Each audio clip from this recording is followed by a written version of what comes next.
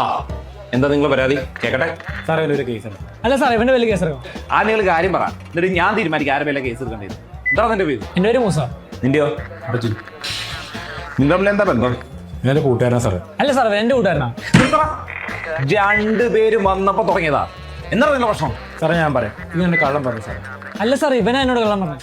ഓ ഇത് മാറണമല്ലോ. ഓ നീ പറ, നീ മിണ്ടരുത്.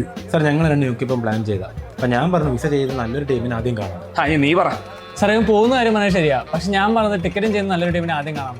അത് ശരിയല്ലേ സാറേ? വിസ അല്ല ആദ്യം വേണ്ടത്. അല്ല സാർ ടിക്കറ്റ് ആദ്യം വേണ്ടേ? അല്ല വിസ എടുക്കേണ്ടത്. അല്ല ticket visa ticket visa ticket visa.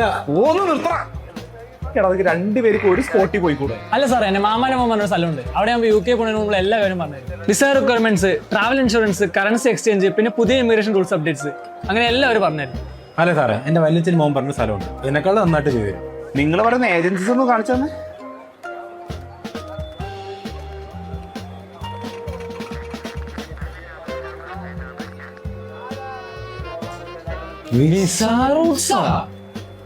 നീ എന്താണ് ആദ്യം പറയാത്തത്? നീ എന്നോട് പറയായിരുന്നു.